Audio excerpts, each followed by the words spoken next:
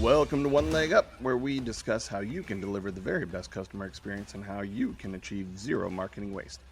I'm Ed Davis, the Chief Operations Ninja here at One Leg, and today I'm joined once again by our Chief Mastermind, Vic's son. Vic, how are you doing? Good. It's really good today. I'm enjoying the weather. Really love the topic today. Really super excited. Good. No. You've already jumped right to the topic. The segue to the topic. We need to get a better intro for you, I think, so that we can facilitate a little bit of back and forth, a little bit of banter. But we'll work on that. We're still young in our podcast careers, so you've already alluded to it about you're excited about this topic. I'm excited about this topic because it affects all of our clients, all of our prospective clients. It affects all sorts of companies and industries, and increasingly so. And today's topic is going to be reviews. They are and can be either a lifeblood or a detriment to any company. And increasingly, what we're seeing is that reviews are going across. They've historically been in the B2C space or the D2C space, but we're starting to see more and more business to business types of reviews. And we're not going to go into that just yet. We want to stay on the B2C side, especially as a number of our clients are focused on home improvement. But let's kick it off just a little bit, Vic. What do we typically see with clients when it comes to managing their online customer reviews? Well, we do a lot of home improvement remodeling, and typically what we see is that a lot of the reviews that they get are all over the place, right? It's not necessarily a particular strength that people are talking about, and it's in different channels. And what I see that they aren't doing is really highlighting the ones that are really relevant, and then making sure that these ones are on their main site, right? To really reinforce the call to action that they want the user to have. But that would be one of the main things that I think most of them do and don't do. Yeah, no. I completely agree with that. Yeah, and so my question really is why do you think they're so important? Why are reviews really important? I mean, that's a question on its own that I think some of a lot of our clients and some of our the people might be interested in knowing. Yeah, I think there's 4 or 5 really key points about reviews that clients need to get in their head, and they're great ultimately, but really the reason why they're important is let's just sort of walk down the list. Number one, it's social proof about your business. It's as we know, people are increasingly spending a lot of time in the digital space. And those people, even before they will listen to what their family members, their friends, their neighbors might say about a business, they'll look to total strangers to see what they're saying about that lawn mowing company or what they're saying about that restaurant down the street. So it really starts to reinforce for the consumer, hey, this is a company that I think I want to work with. Now, what helps that obviously is having better than 4-star reviews. We typically like to see clients have somewhere above a 4.3, and the reason for that is because that just reinforces for those strangers or the people who are reading it that this is a really good company, this is a really good service, this is a really good product. Now, a lot of companies we run into, as the CEO or the marketing people will say, I only want 5-star reviews, and that would be great. But in actuality, as we found out, and I think there's actually a couple different studies from like Harvard Business Review or something along those lines that talk about having, if you have pure 5-star rating and you've got more than, I think the threshold was like 25 or 30 reviews, and you still maintain a 5-star rating, that could potentially be detrimental to your company and service, because then people start to go, are these folks trying to manipulate the system, therefore manipulating me? So, and that gets us to our second point, which is reviews make you look trustworthy, right? It's sort of the neon sign of the digital age that, hey, this company is in business. They actually do what it is that they say that they're going to do, and their products and services are what they're meant to be. And I think, we'll write a little bit more in our blog about this, but I think the third point that is really, really important, whether it is from a B2B standpoint or a B2C standpoint, increasingly it's becoming part of the decision making process, right? So when you think about, am I going to make a big purchase? Am I going to go on that trip? Um, am I going to put new windows into my home? People want to see reviews. They want to see people like themselves who have been through that same process. And what was that process? How did you interact with this company? How did that make you feel? Did you get a good service? Do you feel like you got good value? So that's really important. I think the very last one that people really don't think about is it actually gives you an open line to your customers, and you can get feedback. You can sort of right the wrong, so to speak. And it's a really invaluable tool to product development and marketing development and brand development, so that you can understand sort of how people actually perceive you and your company and your products and services, and get that firsthand feedback, when usually historically the only way you would really get that is through, maybe you could do a survey, maybe you could do um, a brand survey or something along those lines, but those were fairly cost prohibitive. Nowadays, you know, hey, we set up shop 6 months ago, and we already have 2 or 3 reviews on our Google business page. So it's an invaluable tool.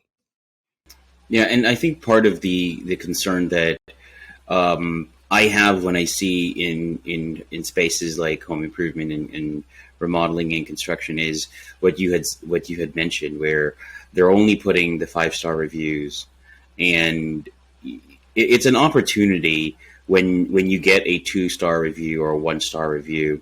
2 stars are actually quite rare. It's mostly 1 star you get there if somebody's not really happy with your service. But it's an opportunity for you to respond. And a lot of companies have discounted sites like Yelp, for example, because they think, well, it's for restaurants.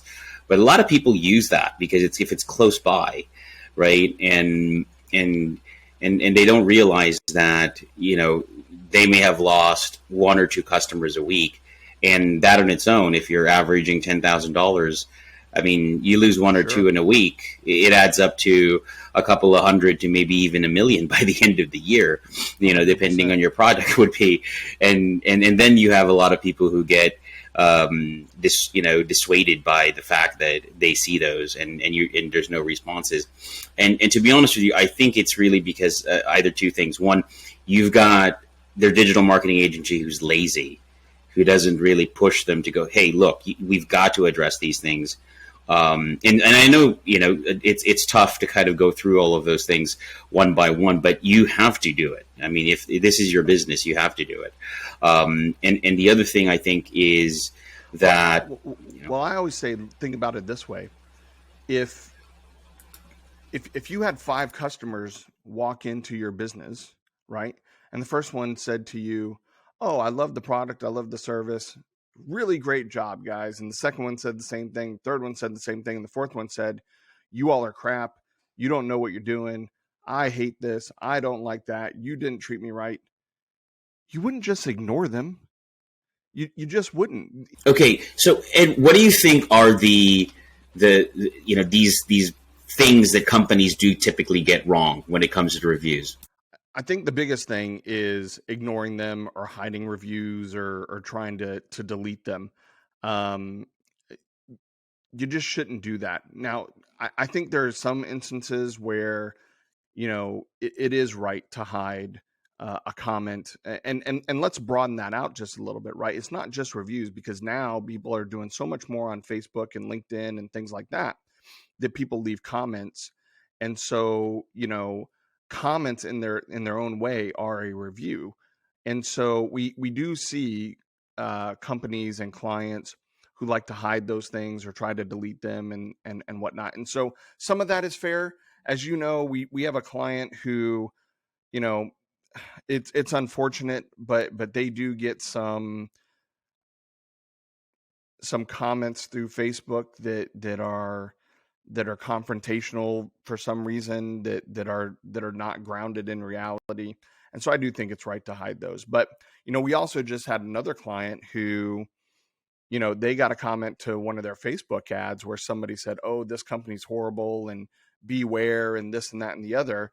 And the owner wanted us to take it down, but I said, "Well, what was that person's experience?" And when he explained it to me, we very politely, put up on to Facebook, "Hey, really sorry that you had that experience.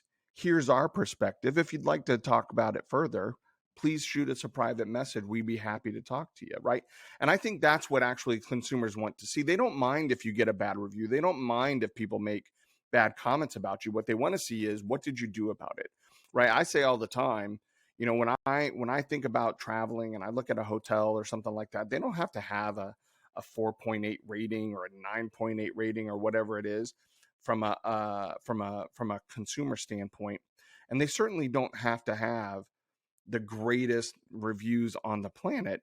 In fact, I actually go and look at the bad reviews, and I think you do the same thing, Vic. Right? We're actually looking for the 1 and 2 star reviews because I want to see, okay, what part of their experience didn't they enjoy, and then what did that business person do to try to fix that? What was their response? And if I see a bad review and a 1 star rating or something like that, but you immediately see a comment from like a manager, somebody who can actually make a difference, make a decision, "Hey, that's horrible. That's not what we're meant to do. I want to work with you. Give me a call, blah, blah, blah, blah, blah." That's exactly what I want to see, because at least these people are conscious and they're making an effort. So, I think that's the biggest thing that people get wrong. I think the other thing that people don't always pay attention to, and we see it a lot because a lot of our clients do boost their ads on like Facebook and Instagram and do advertising on Facebook, is you get a lot of comments on there and people just think, "Oh, well, they must like us and they're just posting nice things about our ad." No, you got to look at all of those things. Yeah, I agree, and I think part of the use of these negative reviews is really how you utilize them. I think you may want to even highlight some of them, because if it's the worst thing that was, well, they took one additional day to go and complete this, then that's not so bad. You know what I mean? People will actually may say, "Oh, that person was not as it's not easy to satisfy everyone." Well, and it's perception, right? So somebody might have said, "Oh, well, you told me it was going to be Friday that you were going to install my new air conditioner, and there was a delay and you didn't get to it to Saturday. So therefore I'm giving you a 3 stars. But the service was great. The air conditioner, I'm cold as heck." Okay, so in your mind, a day late means 2 stars. Fair enough. Fair enough. That's your perception. But I think that's where the business owner has to come in and say, "Yep, really sorry about that. Really feel bad that had that impact on you. We'll try to do better next time." That's all I'm looking for. Yeah, and to me, the only thing I would add is that now you have apps like Nextdoor, Neighbors, and some of these social sites where it's really based on zip codes and these neighborhoods. And the one thing that I think home improvement companies don't do, is that they don't take advantage of that, right? And they Yeah. don't make the neighbors and their customers their ambassadors. And I think that's just missed opportunity for them to reinforce their marketing. You know what I mean? Yeah, Um, and well, and you sort of get me into the final point that I think we can talk about. So increasingly, it's not just Google, it's not just the Better Business Bureau, it's not just Angie's List, right? We're seeing Neighbor, we're seeing Yelp, we're seeing, there's a growing list of places where people can leave a review about a business, in particular home improvement businesses. And so, is there, and I honestly, maybe I should know this, but I'll ask the tech guy, is there technology that can monitor for a business's reviews across a number of platforms. Does that exist yet? Yes, there are, but a lot of the times it's not just monitoring it. It's really, what do you do once you get the information, right? And for the most part, a lot of people, they go and say, okay, well, I just want to get. There's several apps out there and services that actually do that for you, and they even do things like hide comments. You can give them instructions, and you kind of outsource that sort of thing.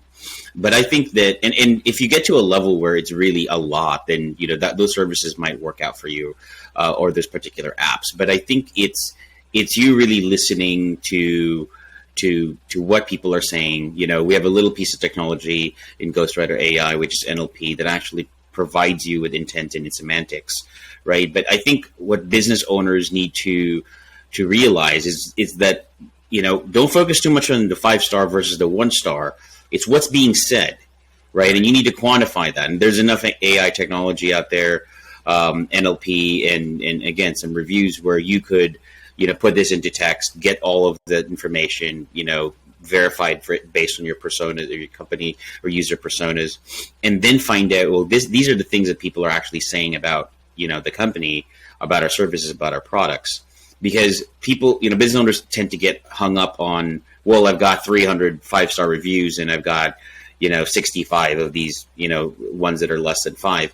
And really, sure, in the bigger scheme of things, that does matter, because if you're rating for things like, okay, you should probably want to get or aspire to get a 4-star rating or above.